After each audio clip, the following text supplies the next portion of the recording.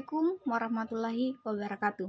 Baiklah, kami di sini akan menjelaskan kenapa dalam beberapa bulan terakhir Rumah Sakit H telah mengalami penurunan signifikan dalam tingkat kepuasan pasien. Berdasarkan hasil survei, pasien menunjukkan ketidakpuasan terhadap kualitas layanan yang diberikan oleh Rumah Sakit H. Faktor-faktor utama yang menyebabkan penurunan kepuasan tersebut yang pertama itu keadaan fasilitas.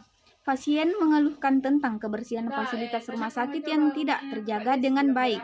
Analisisnya itu, penurunan kualitas kebersihan mungkin disebabkan oleh kekurangan staf kebersihan atau pengelolaan sumber daya yang tidak efektif.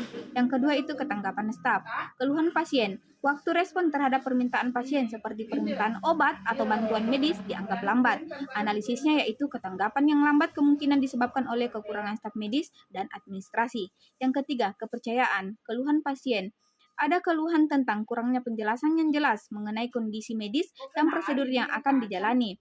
Analisisnya yaitu minimnya transformasi dalam proses pengambilan keputusan medis juga bisa menjadi faktor penyebab tersebut. Yang keempat itu empati. Keluhan pasien, staf dianggap kurang ramah dan tidak cukup mendengarkan keluhan pasien.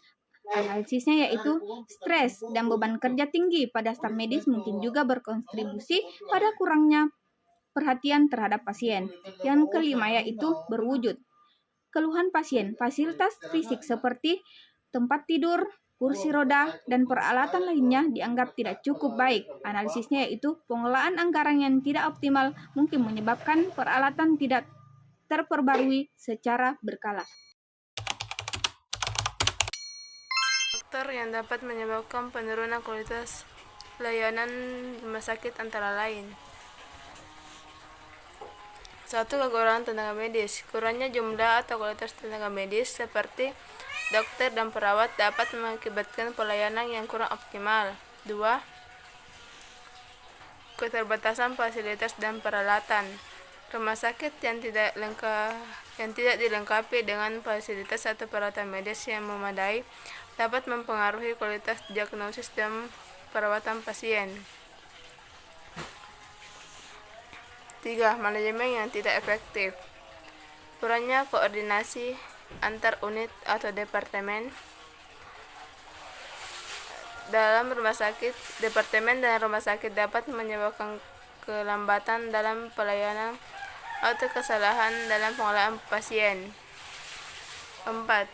Kualitas layanan pasien yang buruk. Sikap tidak ramah atau kurangnya empati dari tenaga medis terhadap pasien dapat mempengaruhi pengalaman pasien secara keseluruhan. 5. Kualifikasi dan pelatihan yang kurang. Tenaga medis yang kurang terlatih atau tidak memiliki kualifikasi yang memadai dalam spesialisasinya dapat memengaruhi kualitas layanan medis. 6. Kesalahan dalam penanganan medis. Kesalahan diagnosa, pengobatan, atau prosedur medis dapat berdampak buruk pada kesehatan dan keamanan pasien. Survei kepuasan pasien mengumpulkan umpan balik dari pasien mengenai pengalaman mereka selama perawatan di rumah sakit. Survei ini bisa dilakukan secara langsung setelah perawatan atau melalui pengiriman surat atau email kepada pasien setelah mereka pulang. Yang kedua, indikator klinis. Menggunakan indikator klinis seperti tingkat keberhasilan operasi, tingkat infeksi nosokomial, atau keberhasilan perawatan untuk kondisi tertentu. Ini membantu menilai keberhasilan medis rumah sakit dalam memberikan perawatan yang efektif. Yang ketiga, keandalan pelayanan. Menilai keandalan prosedur dan pelayanan rumah sakit seperti ketepatan waktu pemberian obat, tepat waktu dalam pemeriksaan laboratorium, dan kepatuhan terhadap protokol medis. Yang keempat, pengalaman pasien.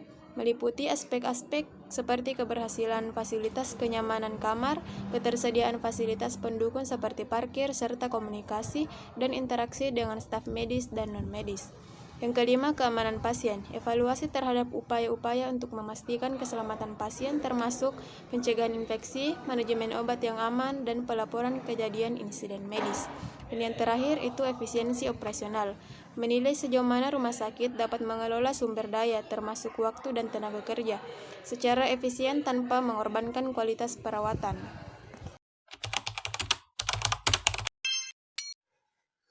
Yang pertama, Menetapkan tujuan yang jelas. Tentukan secara spesifik apa yang ingin dicapai melalui implementasi strategi Kaizen.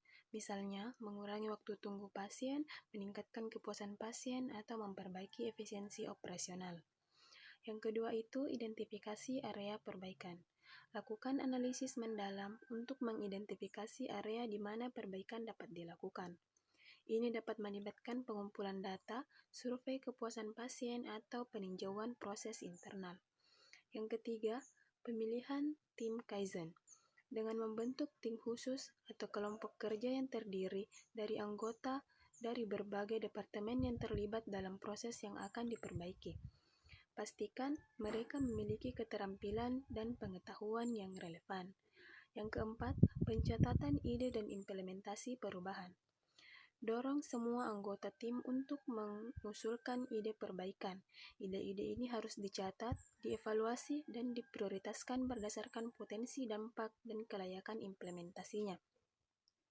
Yang kelima, implementasi percobaan. Sebelum menerapkan perubahan secara luas, ujilah perubahan tersebut dalam skala kecil atau 1 unit terlebih dahulu. Ini membantu mengidentifikasi potensi masalah dan memungkinkan penyesuaian sebelum implementasi penuh. Yang keenam, pemantauan dan pengukuran kinerja. Tetapkan indikator kinerja yang jelas untuk mengevaluasi dampak perubahan. Misalnya, waktu rata-rata menunggu pasien, tingkat kepuasan pasien, atau efisiensi operasional. Data ini harus dipantau secara teratur. Yang terakhir itu keterlibatan pimpinan. Pastikan manajer senior terlibat dalam mendukung dan mempromosikan inisiatif Kaizen.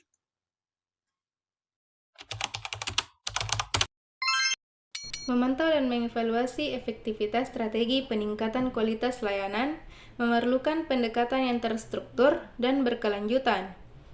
Berikut adalah langkah-langkah yang dapat diambil untuk melakukan hal ini. Yang pertama, penetapan tujuan dan indikator kinerja. Tentukan tujuan spesifik yang ingin dicapai dengan strategi peningkatan kualitas layanan, misalnya meningkatkan kepuasan pasien, mengurangi tingkat komplikasi pasca operasi, atau meningkatkan efisiensi pelayanan. Yang kedua, pengumpulan data. Kumpulkan data yang relevan terkait indikator kinerja yang telah ditetapkan. Data ini bisa berasal dari catatan medis, survei kepuasan pasien, laporan kejadian, insiden, atau data operasional rumah sakit. Yang ketiga, analisis data. Lakukan analisis mendalam terhadap data yang terkumpul untuk mengevaluasi efektivitas strategi. Yang keempat, umpan balik dari stakeholder. Dapatkan umpan balik secara rutin dari stakeholder yang terlibat, termasuk pasien, keluarga pasien, staf medis, dan staf non-medis. Umpan balik ini dapat memberikan perspektif yang berharga tentang efektivitas strategi dari sudut pandang yang berbeda. Yang kelima, evaluasi rutin dan berkelanjutan.